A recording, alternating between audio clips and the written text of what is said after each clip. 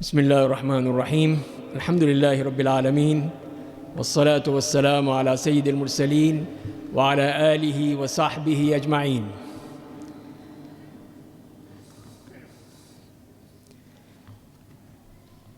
ارشاد باری تعالی ہے بعد اعوذ باللہ من الشیطان الرجیم انما المؤمنون اخوہ فاصلحوا بین اخویکم واتقوا اللہ لعلکم ترحمون. اور دوسری جگہ ارشاد ہے وَمَن يُعَظِّمْ حُرُمَاتِ اللَّهِ فَهُوَ خَيْرٌ لَهُ عِندَ رَبِّهِ. تو اللہ تعالیٰ نے جو پہلی آیت میں فرمایا ہے کہ بے شک مومن بھائی ہیں، تو اپنے بھائیوں کے درمیان صلح کرا دو، اللہ کا تقوی اختیار کرو تاکہ تم پر رحم کیا جائے. تو آج ہم نے یہی دیکھنا ہے کہ ہمارا یہ معاشرہ جو کہ بھائی چارے کے بجائے دشمنیوں پر مبنی ہونے لگا ہے، آپس کی اختلافات کو ہم نے دشمن بنا دیا ہے. آپس کی کوئی بھی ہماری رائے میں اختلاف ہو سکتا ہے، لیکن ایسی منافرت پیدا کی گئی ہے کہ بھائی ایک دوسرے کا جانی دشمن بن چکا ہے. فلاں کسی پارٹی سے ہے، فلاں کسی پارٹی سے ہے، اور ہم اسی کو ہی اپنے لیے ایک دشمنی کا جواز بنا لیتے ہیں. تو یہی چیز ایک معاشرے کے لیے انتہائی خطرناک ہے کہ جہاں پہ دو مسلمان اکٹھے نہیں بیٹھ سکتے، جہاں دو مسلمان آپس میں آرام سے برداشت سے بات چیت نہیں کر سکتے، جہاں پہ ایک دوسرے کو اپنا دشمن سمجھا جاتا ہے، جہاں پہ اسلام کے نام پر ایک دوسرے کا خون بہایا جاتا ہے، جہاں پہ اسلام کے نام پر ہی اس کی عزت و آبرو کی دھجیاں بکھیر دی جاتی ہیں، جہاں اسلام کے نام پر ہی اس کا مال لوٹ لیا جاتا ہے، جہاں اسلام کے نام پر ہی اس کے راستے بند کر دیے جاتے ہیں. تو یہ ایک مسلمان ریاست میں نہیں ہو سکتا، اسلام کے نام پر نہیں ہو سکتا. اسی لیے کہ جب اللہ تعالیٰ فرما رہے ہیں کہ انما المؤمنون اخوہ، کہ مومن تو بھائی ہیں، ایک دوسرے کے جیسے بھائی ہوتے ہیں ایک گھر میں، اسی طرح یہ مومن، یہ سب مسلمان ایک دوسرے کے بھائی ہیں. اور نبی کریم صلی اللہ علیہ وسلم نے یہ فرمایا ہے المسلم اخو المسلم، کہ ایک مسلمان دوسرے مسلمان کا بھائی ہے. لا یظلمہ، وہ اس پر ظلم نہیں کرتا، ولا یخذلہ، نہ ہی وہ اس کو رسوا کرتا ہے، ولا یحقرہ، نہ اس کو حقیر جانتا ہے، نہ اس کو حقارت سے دیکھتا ہے. بحسب امرئ من الشر ان یحقر اخاہ المسلم، کہ کسی چیز کے شر ہونے کے لیے ہی کافی ہے کہ ایک مسلمان اپنے مسلمان بھائی کو حقیر سمجھے، اس کو آپ سے کم تر سمجھے. پھر آپ فرماتے ہیں کہ کل المسلم علی المسلم حرام دمہ ومالہ وعرضہ، ہر مسلمان کے دوسرے مسلمان پر حرام ہے اس کا خون، اس کا مال، اس کی عزت و آبرو. تینوں چیزوں کے بارے میں آپ نے فرما دی، حرام قرار دے دی گئی ہیں کہ ایک مسلمان دوسرے مسلمان کا خون بہائے، یا اس کا مال دھوکے سے حاصل کرے، یا اس کی عزت و آبرو پر وہ بری نظر سے دیکھے. اور ایک حدیث میں عبداللہ ابن عمر رضی اللہ تعالیٰ عنہ فرماتے ہیں کہ میں نے رسول اللہ صلی اللہ علیہ وسلم کو دیکھا کہ آپ خانہ کعبہ کا طواف کر رہے ہیں، تو آپ نے طواف کے بعد یہ فرمایا کہ ما اطیبک و اطیب ریحک، ما اعظمک و اعظم حرمتک، کہ خانہ کعبہ کو آپ نے فرمایا کہ تو کتنی تیری خوشبو ہے، تو کتنا پاکیزہ ہے، اور کتنی پاکیزہ تیری خوشبو ہے. آپ نے خانہ کعبہ کی عظمت کی طرف اشارہ فرماتے ہوئے کہا کہ ما اعظمک، تو کتنا عظیم ہے، اور تیری حرمت کتنی عظیم ہے. تو آپ نے خانہ کعبہ کی حرمت اور اس کی تعریف فرما دی گئی. لیکن اس کے بعد فرمایا کہ والذی نفس محمد بیدہ، اور اس ذات کی قسم جس کے قبضے میں محمد صلی اللہ علیہ وسلم کی جان ہے، لحرمت المؤمن اعظم عند اللہ حرمت منک، لیکن اللہ کے ہاں ایک مومن کی حرمت تیری حرمت سے بڑھ کر ہے۔ یہ رسول اللہ فرما رہے ہیں، خانہ کعبہ کو کہہ رہے ہیں، ایک مسلمان کی حرمت، اس کی عزت، اس کی جان، اس کی مال، اس کی عزت و آبرو خانہ کعبہ سے بھی بڑھ کر ہے۔ فرمایا کہ اسی لیے حرمت منک ومالہ ودمہ وان نظن بہ الا خیرا، اس طرح اس کی جان، مال، عزت و آبرو سب تجھ سے بڑھ کر ہے، اور ہم اس کے لیے سوائے خیر کی اور کوئی گمان نہیں کر سکتے۔ تو یہ ہے ایک مومن کی شان جو نبی کریم صلی اللہ علیہ وسلم فرما رہے ہیں کہ وہ اپنی حرمت کے لحاظ سے، اپنی عزت کے لحاظ سے خانہ کعبہ سے بھی بڑھ کر ہے۔ یہ اپنی جگہ مسلم ہے کہ خانہ کعبہ کی حرمت بہت زبردست ہے، بہت اونچی ہے، اس پر کوئی مسلمان کبھی آنچ نہیں آنے دے گا، کبھی اس میں کوئی نقصان ہونے نہیں دے گا، کہیں پہ کسی دشمن کو اس پر حملہ کرنے نہیں دے گا۔ لیکن ایک مسلمان کی حرمت کو رسول اللہ نے اس سے بھی بڑھ کر بنایا۔ تو آئیے دیکھیے کہ وہ کون سی چیزیں ہیں، وہ کون سے مسائل ہیں جو رسول اللہ نے بتا دیے ہیں کہ ایک مسلمان کے لیے دوسرے مسلمان پر حرام ہیں، ناجائز ہیں، کسی صورت بھی جائز نہیں ہو سکتے۔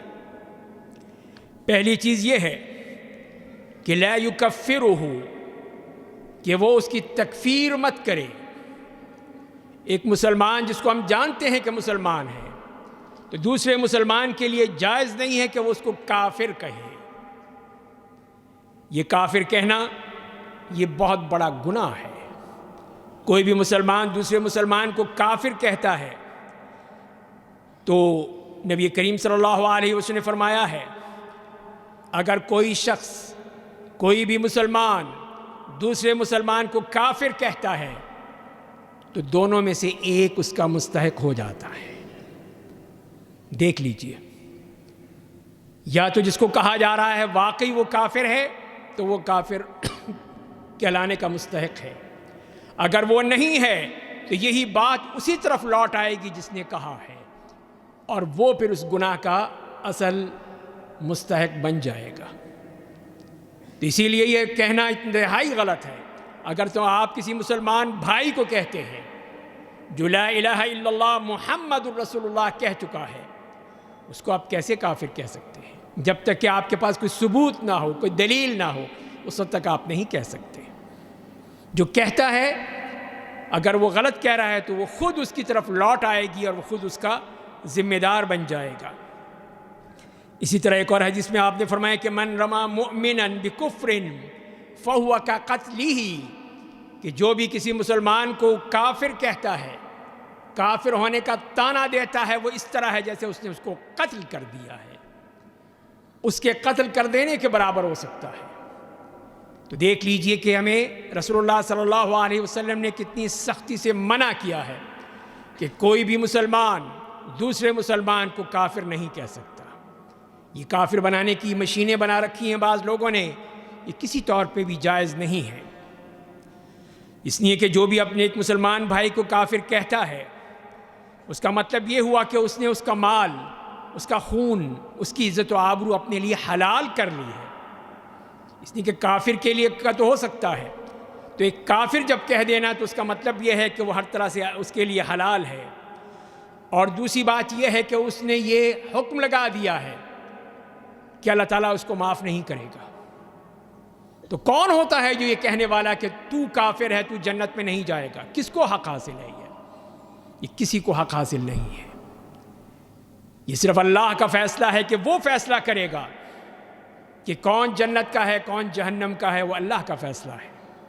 یہ کوئی نہیں کہہ سکتا کہ تو جہنمی ہے، تو جنتی ہے، کوئی فیصلہ نہیں کر سکتا۔ دوسری بات کہ ایک مسلمان دوسرے مسلمان کو قتل نہیں کر سکتا، تو قرآن کریم میں بھی دیکھ لیجئے کہ اللہ تعالیٰ کیا فرماتے ہیں، وَمَن يَقْتُلْ مُؤْمِنًا مُتَعَمِّدًا فَجَزَاؤُهُ جَهَنَّمُ خَالِدًا فِيهَا وَغَضِبَ اللَّهُ عَلَيْهِ وَلَعَنَهُ وَأَعَدَّ لَهُ عَذَابًا عَظِيمًا۔ ارشاد باری تعالیٰ ہے کہ جو بھی کسی مسلمان کو جان بوجھ کے، غلطی سے نہیں، جان بوجھ کے قتل کرتا ہے تو اس کا ٹھکانہ جہنم ہے، جس میں وہ ہمیشہ ہمیشہ رہے گا۔ تو پہلی سزا یہ ہے کہ وہ جہنمی ہے، پھر وہ ہمیشہ رہے گا۔ دوسری ہے وَغَضِبَ اللَّهُ عَلَيْهِ، اللہ تعالیٰ اس پہ ناراض ہیں، اللہ تعالیٰ کا غصہ نازل ہوتا ہے۔ وَلَعَنَهُ، اس پہ لعنت ہے، ایسے قاتل پہ جو اپنے ایک مسلمان بھائی کو قتل کرتا ہے۔ اور اس کے لیے چوتھی سزا، اس کے لیے عذاب عظیم تیار کر رکھا ہے۔ دنیا میں تو یہ قاتل جب آزاد ہوتے ہیں تو بڑی خوشی کا اظہار کرتے ہیں کہ ہم نے فتح حاصل کر لی، بھول جاتے ہیں کہ اللہ کے ہاں ان کے لیے کتنی بڑی سزا مقرر ہے، کتنی بڑا عقاب ہے، کتنا بڑا انتقام ہے اس شخص کے لیے جس نے اپنے ایک مسلمان بھائی کو قتل کر دیا۔ نبی کریم صلی اللہ علیہ وسلم فرماتے ہیں کہ لَزَوَالُ الدُّنْيَا أَهْوَنُ عَلَى اللَّهِ مِنْ قَتْلِ رَجُلٍ مُسْلِمٍ، پوری دنیا ختم ہو جائے یہ اس سے بہتر ہے کہ ایک مسلمان کو قتل کیا جائے، ایک مسلمان کی جان لی جائے۔ اور فرمایا کہ ہر وہ گناہ تو اللہ تعالیٰ معاف کر دیتا ہے سوائے اس کے جو ایک مشرک کی حالت میں مرا ہے، شرک کی حالت میں ختم ہوا ہے، یا وہ مومن، وہ مسلمان جس نے ایک مسلمان کو جان بوجھ کے قتل کیا ہے، تو شاید اللہ تعالیٰ اس کے گناہ نہ معاف کرے۔ تو اسی لیے کسی بھی مسلمان کے لیے جائز نہیں ہے کہ اپنے ایک مسلمان بھائی کو قتل کرے جس نے لا الہ الا اللہ کہا ہے۔ اسی لیے نبی کریم صلی اللہ علیہ وسلم سیدنا اسامہ ابن زید رضی اللہ تعالیٰ عنہ پہ ناراض ہوئے کہ جب ان کے سامنے ایک بندہ آیا کافر، اس کو جب قتل کرنا چاہا تو اس نے کہا کہ لا الہ الا اللہ، لیکن حضرت اسامہ نے اس کو قتل کر دیا۔ تو آپ سخت ناراض ہوئے، اس کے اوپر سخت ناراضگی کا اظہار کیا ان پر، اور کہا کیا قتلتہ بعد ان قال لا الہ الا اللہ، کہ جب اس نے لا الہ الا اللہ کہہ دیا تھا تو تم نے اس کو قتل کیوں کیا؟ انہوں نے کہا کہ میں نے صرف اس نے اپنی جان بچانے کے لیے کہا تھا۔ تو آپ نے فرمایا کہ افلا شققت عن قلبہ، کیا تم نے اس کا دل چیر کر دیکھا تھا، دل پھاڑ کر دیکھا تھا کہ اس نے تمہارے خوف سے کہا ہے یا اللہ کے خوف سے؟ دیکھ لیجئے کتنی سخت وعید ہے کہ آپ نے ان صحابی رسول پہ بھی اتنے سخت ناراضگی کا اظہار کیا۔ تیسری بات یہ ہے کہ اپنے بھائی پر کسی قسم کا ظلم نہ کرے۔ ظلم و زیادتی کبیرہ گناہوں میں سے بھی بڑا گناہ ہے کہ ایک شخص جو کہ ایک مسلمان ہے، اس کا بھائی ہے، وہ اس کے اوپر اس طرح کے ظلم و زیادتی کرتا ہے، جبکہ اللہ تعالیٰ نے اس کے بارے میں کیا فرمایا ہے؟ حدیث قدسی ہے جس میں فرماتے ہیں یا عبادی انی حرمت الظلم علی نفسی وجعلتہ بینکم محرما فلا تظالموا، کہ اللہ تعالیٰ فرماتے ہیں جیسے نبی کریم صلی اللہ علیہ وسلم نے نقل کیا ہے کہ اے میرے بندو، میں نے ظلم کو اپنے اوپر حرام قرار دے دیا ہے۔ تو اللہ تعالیٰ ظالم نہیں ہے، کسی پر ظلم نہیں کرتا، اور فرمایا کہ تمہارے درمیان میں بھی اس کو حرام قرار دے دیا ہے، فلا تظالموا، تو آپس میں ظلم مت کرو، کوئی کسی قسم کا ظلم نہ کرے۔ اور آپ نے یہی فرمایا ایک حدیث میں کہ اتقوا الظلم فإن الظلم ظلمات یوم القیامہ، کہ ظلم مت کرو، ظلم سے ڈرو، اس لیے کہ ظلم قیامت کے دن تاریکیاں بن کر آئے گا، اندھیرے بن کر آئے گا، اندھیرے ہی اندھیرے ہوں گے اس ظالم کے سامنے جس نے ظلم کیا ہے، چاہے اپنے گھر میں کرتا ہے، اپنی سوسائٹی میں کرتا ہے، اپنے معاشرے میں کرتا ہے، اپنے دائرہ اختیار میں کرتا ہے، اپنے ملک پر کرتا ہے، جہاں پہ بھی ظلم کرتا ہے ظالم کو اللہ تعالیٰ نہیں بخشے گا جس نے اس طرح ظلم کیا ہے۔ اور اسی لیے آپ نے معاذ بن جبل رضی اللہ تعالیٰ عنہ کو کہا تھا، جب ان کو یمن بھیجا تھا تو ان کو نصیحت کی تھی، اتقی دعوت المظلوم فإنہ لیس بینہ وبین اللہ حجاب، دیکھو مظلوم کی بد دعا سے بچ کر رہنا، مظلوم کی بد دعا سے بچ کر رہنا، اس لیے کہ اس بد دعا کی اور اللہ کے درمیان کوئی رکاوٹ نہیں ہوتی، وہی بد دعا آسمانوں کو چیرتی ہوئی سیدھی اللہ کے پاس پہنچتی ہے کہ جس نے ظلم کیا ہے اس کے خلاف، تو اللہ تعالیٰ اس کی بد دعا کو قبول کرتے ہیں اور کہتے ہیں میں تجھے ضرور تیری مدد کروں گا، چاہے کچھ دیر بعد کروں لیکن تیری مدد ضرور کروں گا۔ تو اس مظلوم کی بد دعا اللہ تک پہنچتی ہے۔ چوتھی بات یہ ہے کہ اپنے مسلمان بھائی کی کسی قسم کی غیبت نہیں کرنی چاہیے، تو قرآن نے بھی اس کو اسی طرح بیان کیا، وَلَا يَغْتَبْ بَعْضُكُمْ بَعْضًا أَيُحِبُّ أَحَدُكُمْ مَنْ يَأْكُلَ لَحْمَ أَخِيهِ مَيْتًا فَكَرِهْتُمُوهُ، کہ تم میں سے کوئی بھی اپنے کسی بھی بھائی کی غیبت نہ کرے۔ کیا تم یہ پسند کرو گے کہ تم میں سے کوئی شخص اپنے مردہ بھائی کا گوشت کھا لے؟ مردہ بھائی کا گوشت تو تم ناپسند کرو گے، نہیں کھاؤ گے۔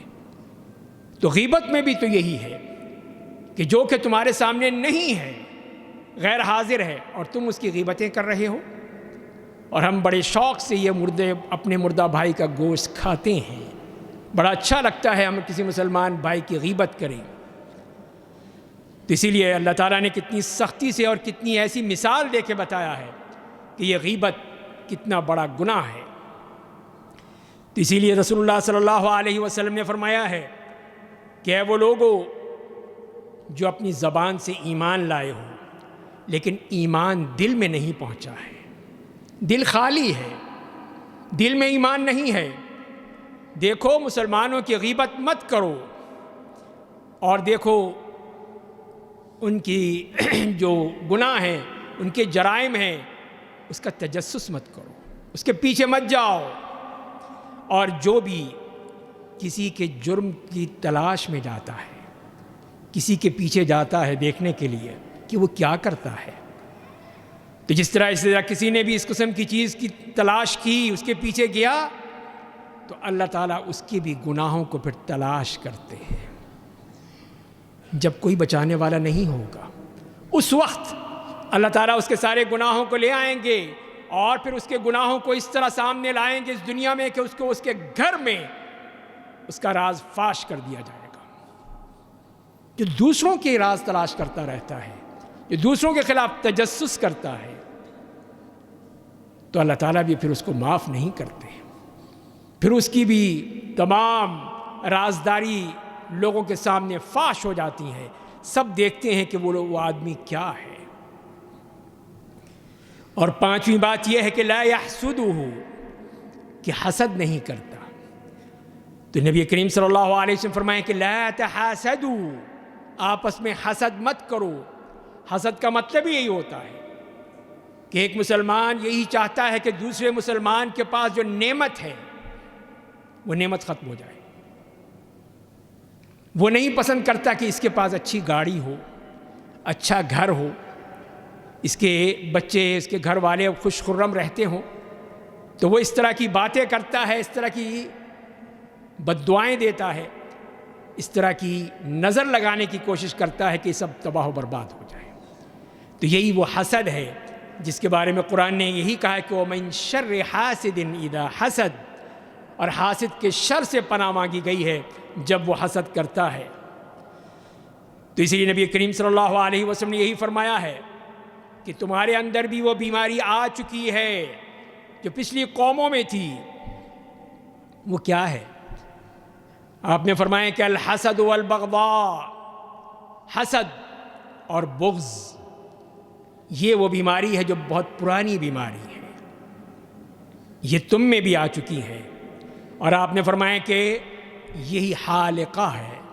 حالقہ سے مراد ہوتی ہے مونڈنے والی، جو سر کے بال مونڈ دیتی ہے، تو آپ نے فرمایا کہ میں یہ نہیں کہتا کہ وہ سر کو مونڈ دیتی ہے، میں یہ کہتا ہوں کہ وہ دین کو مونڈ دیتی ہے، دین کو ہی صاف کر دیتی ہے، تو وہ ہے حالقہ۔ تو یہی حسد، یہ بغض، یہ انسان کی نیکیوں کو کھا جاتا ہے، چاہے وہ کتنی نمازیں پڑھے، کتنے ہی روزے رکھ لے، کتنے ہی حج اور عمرے کر لے، لیکن جہاں حسد ہوگا، جلن ہوگی، تو وہاں پہ پھر یہ ساری نیکیاں سب جل کے راکھ ہو جائیں گی۔ اور چھٹی بات یہ ہے کہ وہ دھوکہ نہیں دیتا ہے، اسی لیے نبی کریم صلی اللہ علیہ وسلم فرمائیں کہ وَلَا تَنَاجَشُوا، اور نجش سے مراد یہی ہوتا ہے کہ نیلام میں کوئی چیز نیلام کی جاتی ہے، ایک شخص جو ہے دھوکہ دیتے ہوئے اس کی بولی بڑھاتا چلا جاتا ہے، ایک نے کہا 100، وہ کہتا ہے 200، وہ اگلا کہتا ہے 250، یہ کہتا ہے 300، تو یہ دھوکہ ہے، اس نے خریدنا نہیں ہوتا، صرف بولیوں کو بڑھانا ہوتا ہے، اسی کو نجش کہا ہے۔ تو فرمایا کہ نہیں، اس طرح دھوکہ مت دو۔ تو یہی دھوکہ دینا کسی بھی مسلمان کو کسی طرح بھی ہو، جھوٹے وعدوں کے ذریعے سے ہو، جھوٹی باتیں سکھا سکھا کے لوگوں کو بتانا ہوگا، جھوٹ بول بول کے لوگوں کو بیوقوف بنانا ہوگا، یہ سب دھوکہ ہے، فراڈ ہے۔ تو اسی لیے اس سے سختی سے منع کیا، اور آپ نے فرمایا کہ من غشنا فلیس منا، جس نے ہمیں دھوکہ دیا وہ ہم میں سے نہیں ہے۔ والمکر والخدیعۃ فی النار، اور یہ دھوکہ بازی، مکر اور فریب، یہ سب جہنم لے جاتی ہے، جہنم میں لے جاتی ہیں ان لوگوں کو جو مکر و فریب کرتے ہیں، دھوکہ دیتے ہیں، چاہے وہ اپنے گھر میں اپنے بیوی بچوں کو دھوکہ دے، چاہے معاشرے میں دھوکہ دے، چاہے ملک و قوم کو دھوکہ دے، وہی مکار ہے، فریبی ہے، جس کا ٹھکانہ جہنم ہے، جیسے رسول اللہ نے فرمایا ہے۔ تو اسی طرح ہر چیز میں، چاہے کاروبار میں، تجارت میں، ہر معاملے میں جہاں پہ بھی یہ دھوکہ ہوگا، دو نمبری ہوگی، وہ کبھی بھی پنپنے نہیں پائے گی، اس کا برا حشر ہوگا۔ ساتویں بات یہ ہے کہ وہ اس سے بغض نہیں رکھتا، کسی قسم کا بغض، عداوت، دل میں ہمیشہ اس کے لیے دشمنی۔ فرمائیں کہ وَلَا تَبَاغَضُوا، آپس میں بغض مت رکھا کرو، دشمنی مت رکھا کرو۔ اسی لیے کہ انما المؤمنون اخوہ جب کہا گیا، تو جب بھائی ہیں، ایک دوسرے کو بھائی بنا دیا گیا ہے، تو پھر یہ بغض کیسے آ گیا؟ یہ عداوت، یہ دشمنی، یہ سب ختم کر دی۔ تو نبی کریم صلی اللہ علیہ وسلم نے فرمایا کہ لا تدخلون الجنت حتی تؤمنوا، کہ تم جنت میں اس وقت تک داخل نہیں ہو سکتے جب تک کہ تم ایمان نہ لے آؤ، ایمان کے بغیر نہیں جا سکتے۔ وَلَا تُؤْمِنُوا حَتَّى تَحَابُّوا، اور تمہارا ایمان اس وقت تک سچا نہیں ہوگا جب تک کہ آپس میں محبت نہ کرو، آپس میں محبت ہوگی تبھی کامیاب ہوگی۔ أَوَلَا أَدُلُّكُمْ عَلَى شَيْءٍ إِذَا فَعَلْتُمُوهُ تَحَابَبْتُمْ، کیا میں تمہیں نہ بتاؤں وہ چیز کہ اگر تم یہ کرنے لگو تو آپس میں تمہاری محبتیں بڑھ جائیں گی، ایک دوسرے سے محبت کرو گے۔ وہ کیا ہے؟ فرمایا کہ افشوا السلام بینکم، آپس میں ایک دوسرے کو سلام کیا کرو، جو ہمارے معاشرے میں نہیں ہے۔ ہم صرف جاننے والے کو سلام کرتے ہیں، دوسرے مسلمان بھائی کو سلام نہیں کرتے۔ تو اسی لیے پھر ہمیں یہی کہا گیا کہ سلام کو پھیلاؤ، ہر شخص ایک دوسرے کو سلام کرے، آپس کی محبتیں بڑھتی چلی جائیں گی، جیسے کہ رسول اللہ نے فرمایا ہے۔ اور آٹھویں بات یہ ہے کہ لا یحجرہ، اس سے ترک تعلق نہیں کر سکتا، اس سے منہ نہیں پھیر سکتا۔ ولا تدابروا، رسول اللہ فرماتے ہیں ایک دوسرے کے پیچھے مت کرو، منہ نہ پھیر لو کہ اس کو دیکھا تو نہیں میں نہیں ملتا اس سے، منہ پھیر لیتے ہیں۔ اسی لیے فرمائیں کہ کسی بھی مسلمان کے لیے جائز نہیں ہے کہ اپنے مسلمان بھائی سے قطع تعلق کرے 3 دن سے زیادہ، 3 دن سے زیادہ کر ہی نہیں سکتا ہے۔ اور یہ بھی فرمایا کہ ان میں سے بہتر کون ہے؟ وہ جو بڑھ کے سلام کر لے اور اپنے بھائی کو گلے سے لگا لے، وہ اس سے بہتر ہے۔ اللہ کے ہاں اس کا مقام ہے کہ وہ اپنے بھائی سے اس نے منہ نہیں پھیرا، ترک تعلق نہیں کیا۔ اور نویں بات یہ ہے کہ لا یخذلہ، اس کو کبھی رسوا نہیں کرے گا۔ تو یہی تو مسلمان کی صفت ہے کہ اپنے مسلمان بھائی کو مصیبت میں اس کے کام آتا ہے۔ یہ نہیں آتا کہ مجھے کیا، مرتا ہے تو مرتا رہے۔ تو لہذا پھر یہ کسی طور پہ بھی جائز نہیں ہے کہ اپنے مسلمان بھائی کو مصیبت میں چھوڑ دے۔ اور 10ویں بات فرمائیں کہ لا یحقرہ، اس سے حقارت سے بات نہیں کرے گا، اس لیے کہ یہ بھی شر ہے، یہ بھی بہت بڑا گناہ ہے کہ مسلمان اپنے مسلمان بھائی کو حقیر جانے، کم تر جانے، اپنے آپ کو برتر جانے۔ تو یہی تکبر ہے، یہی تکبر ہے کہ آدمی صرف کہتے رہے کہ میں ہوں، میں، اپنی میں ہی کو وہ اتنا اونچا سمجھتا ہے کہ سب حقیر ہیں، سب کیڑے مکوڑے ہیں، میں سب سے بڑا ہوں۔ تو اسی لیے فرمایا کہ الکبر بطر الحق وغمط الناس، تکبر کیا ہے؟ حق کا انکار کر دینا اور لوگوں کو حقیر جاننا، یہ ہے وہ تکبر جو رسول اللہ نے بیان کر دیا ہے۔ اور اسی طرح یہ بات بھی جو فرمائی گئی، آخری بات یہ ہے کہ لا یلعنہ، اس کو کبھی لعن طعن نہیں کرے گا، اس کو گالیاں نہیں دے گا، اس کو برا بھلا نہیں کہے گا۔ تو جیسے نبی کریم صلی اللہ علیہ وسلم فرمایا کہ لعن المؤمن کا قتلہ، کسی مسلمان پہ لعنت بھیجنا اس کو قتل کرنے کے برابر ہے۔ اور فرمایا کہ لا ينبغي لصدیق ان یکون لعانا، سچا آدمی کبھی لعن طعن کرنے والا نہیں ہوتا، اپنے کسی بھی بھائی کو تانے نہیں دیتا، لعنت نہیں کرتا۔ اور اسی لیے فرمایا ایک اور حدیث میں لا یکون اللعانون شفعاء ولا شہداء یوم القیامہ، کس طرح کی لعنت بھیجنے والے، گالیاں دینے والے قیامت کے دن نہ کسی کی سفارش کر سکیں گے، نہ کسی کی گواہی دے سکیں گے۔ اللہ تعالیٰ ان کو اپنی دربار سے ان کو دور کر دیں گے۔ اور اسی لیے فرمایا کہ مومن کی شان ہی یہی ہے کہ نہ تو وہ تانے دیتا ہے، نہ لعنت کرتا ہے، نہ بری بات کہتا ہے، نہ فحش گوئی کرتا ہے، اس کی زبان پاک صاف ہوتی ہے، ہمیشہ وہ اچھی بات کہتا ہے، اللہ اور اس کے رسول کے احکام کے مطابق کرتا ہے۔ تو یہ وہ حقوق بیان کر دیے گئے ہیں ایک مسلمان کے دوسرے مسلمان پر، تاکہ اس معاشرے میں، اسلامی معاشرے میں صحیح طور پہ بھائی چارہ ہو، جو قرآن نے کہا ہے کہ انما المؤمنون اخوہ، کہ مسلمان تو بھائی بھائی ہیں۔ تو اسی وقت ہو سکتا ہے کہ جب ہم یہ بھائی چارہ پیدا کریں، جب ہم ایک دوسرے سے محبت سے بات کریں، ایک دوسرے کی عزت و احترام رکھیں، اور اگر کوئی بات ہو بھی جائے تو برداشت کر لیں، اس کے لیے دعا کریں کہ اللہ تعالیٰ اس کو ہدایت دے دے۔ اللہ تعالیٰ ہمیں صحیح معنی میں نبی کریم صلی اللہ علیہ وسلم کے ان احکام پہ چلنے کی توفیق عطا فرما دے، اور اس کے مطابق ہی اپنی زندگی کو بسر کرنے کی توفیق عطا فرما دے۔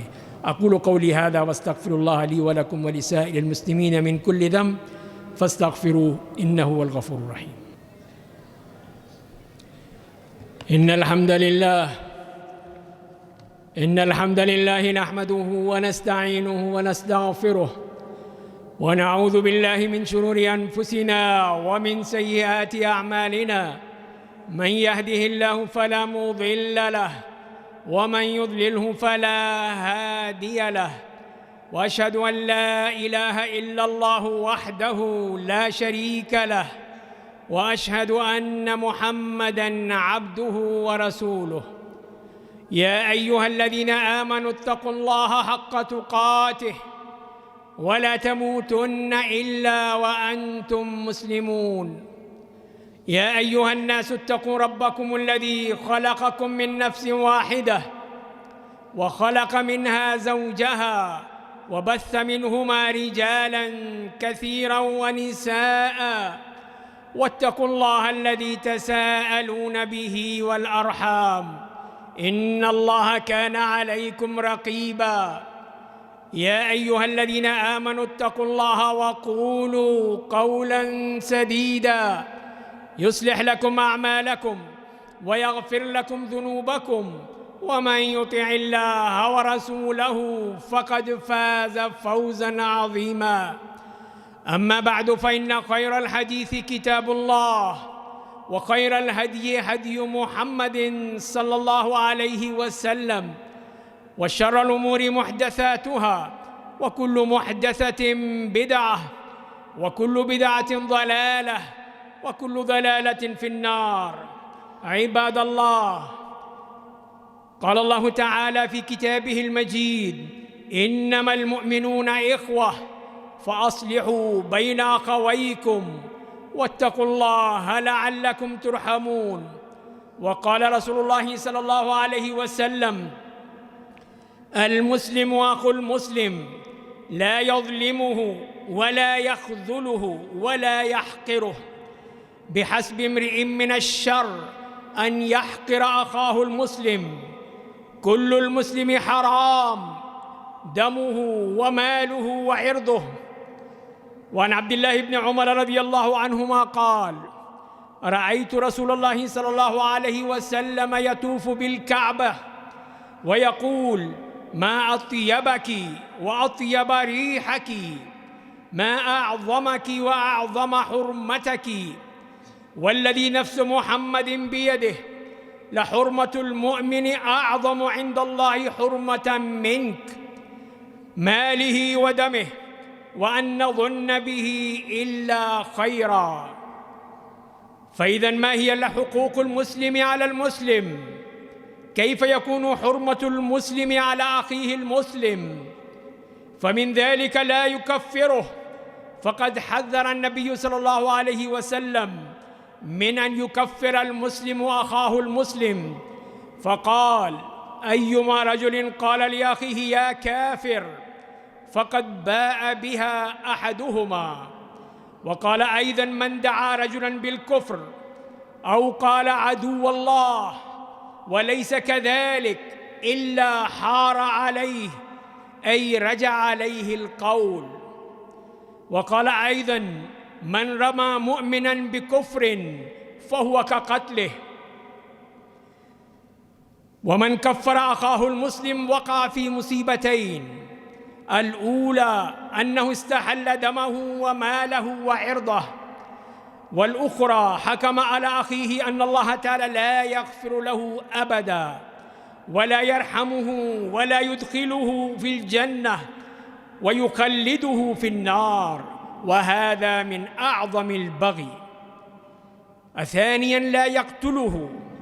قتل المسلم من أكبر الكبائر، والله تعالى حذر قتل مسلم واحد، فقال سبحانه: ومن يقتل مؤمنا متعمدا فجزاؤه جهنم خالدا فيها وغضب الله عليه ولعنه وأعد له عذابا عظيما. ونهى النبي صلى الله عليه وسلم عن قتل مسلم واحد، فقال: لزوال الدنيا أهون على الله من قتل رجل مسلم.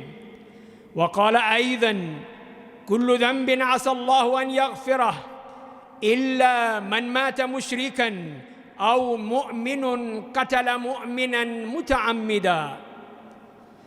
ولا يجوز للمسلم أن يقتل من قال لا إله إلا الله ولو كان في أرض المعركة.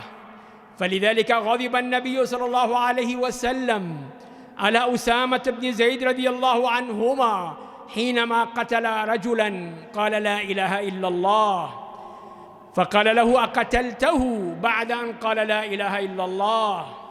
فما زال يكررها كما قال أسامة: حتى تمنيت أني لم أكن قد أسلمت قبل ذلك. ثالثاً لا يظلمه. الظلم كبيرة من أكبر الكبائر، فلذلك حرمه الله تعالى، فقال في حديث قدسي: يا عبادي إني حرمت الظلم على نفسي وجعلته بينكم محرما فلا تظالموا. وقال رسول الله صلى الله عليه وسلم: اتقوا الظلم فإن الظلم ظلمات يوم القيامة. وقال لمعاذ بن جبل رضي الله عنه حين بعثه إلى اليمن: اتقي دعوة المظلوم فإنه ليس بينه وبين الله حجاب. رابعاً لا يغتابه، فحرم الله تعالى الغيبة فقال سبحانه: ولا يغتب بعضكم بعضا أيحب أحدكم من يأكل لحم أخيه ميتا فكرهتموه.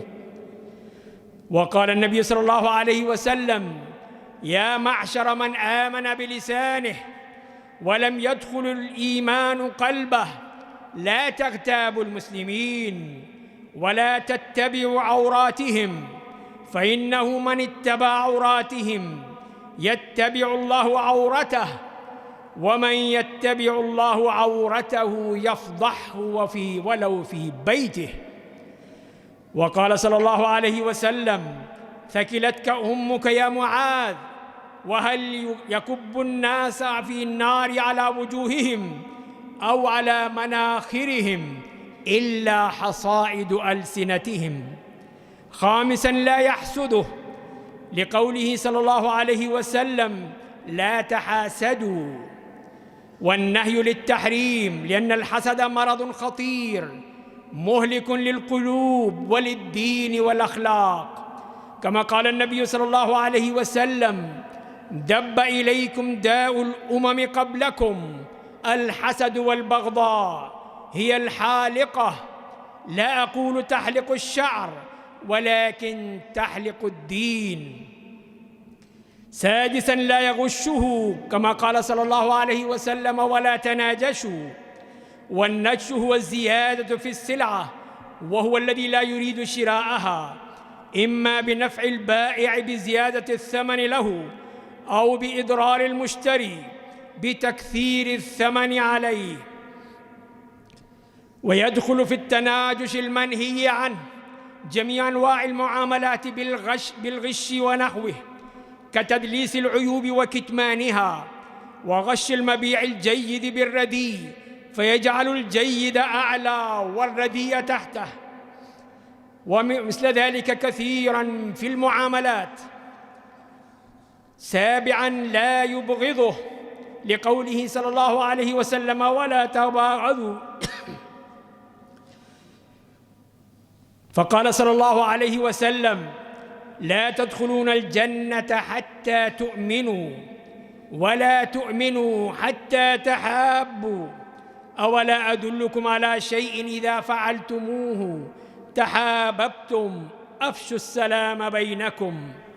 ثامناً لا يحجره، فقال النبي صلى الله عليه وسلم: ولا تدابروا، فهذا يدل على تحريم التدابر، وهو المصارمة والهجران، مأخوذ من أن يولي الرجل صاحبه دبره ويعرض عنه بوجهه، وهو التقاطع.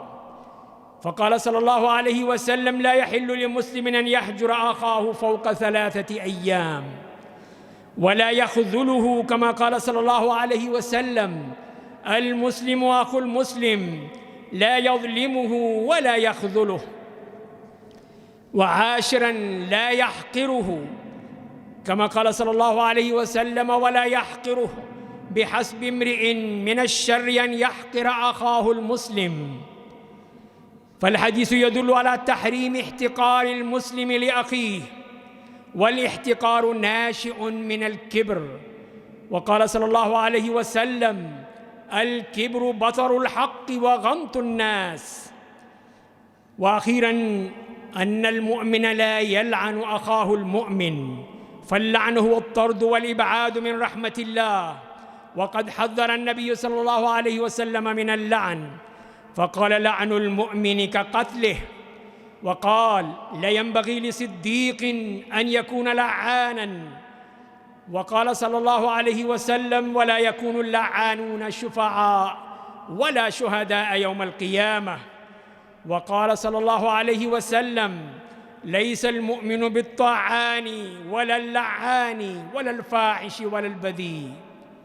فهذه هي الأمور التي ذكرها النبي صلى الله عليه وسلم، وكما جاءت في الآيات المباركة بأن لا ينبغي للمسلم أن يرتكب في حق أخيه المسلم، فلتكونوا إخوانا متحابين، إخوانا متحابين يحب بعضهم بعضا، كما قال الله تعالى: إنما المؤمنون إخوة فأصلحوا بين أخويكم واتقوا الله لعلكم ترحمون.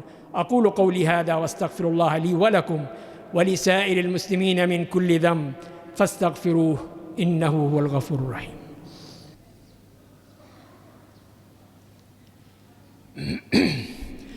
إن الحمد لله نحمده ونستعينه ونستغفره ونعوذ بالله من شرور أنفسنا ومن سيئات أعمالنا.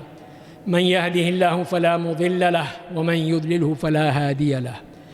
وأشهد أن لا إله إلا الله وحده لا شريك له وأشهد أن محمدًا عبده ورسوله. عباد الله، إن الله قد أمركم بأمر بدأ فيه بنفسه وثنى بالملائكة وثلث بكم فقال: إن الله وملائكته يصلون على النبي يا أيها الذين آمنوا صلوا عليه وسلموا تسليما. اللهم صل على محمد وعلى آل محمد كما صليت على إبراهيم وعلى آل إبراهيم إنك حميد مجيد. اللهم بارك على محمد وعلى آل محمد كما باركت على إبراهيم وعلى آل إبراهيم إنك حميد مجيد. وارض اللهم عن الخلفاء الأربعة أبي بكر وعمر وعثمان وعلي، وعن سائر أصحاب نبيك أجمعين، وعن التابعين ومن تبعهم بإحسان إلى يوم الدين، وعنا معهم بعفوك وكرمك وإحسانك يا أرحم الراحمين. اللهم أعز الإسلام والمسلمين، اللهم أعز الإسلام والمسلمين. اللهم آمنا في أوطاننا واجعل ولايتك في من خافك واتقاك واتبع رضاك يا أرحم الراحمين. عباد الله رحمكم الله، إن الله يأمر بالعدل والإحسان وإيتاء ذي القربى وينهى عن الفحشاء والمنكر والبغي يعظكم لعلكم تذكرون. فاذكروا الله العظيم الجليل يذكركم واشكروه على نعمه يزدكم ولذكر الله أكبر والله يعلم ما تصنعون. وأقم الصلاة.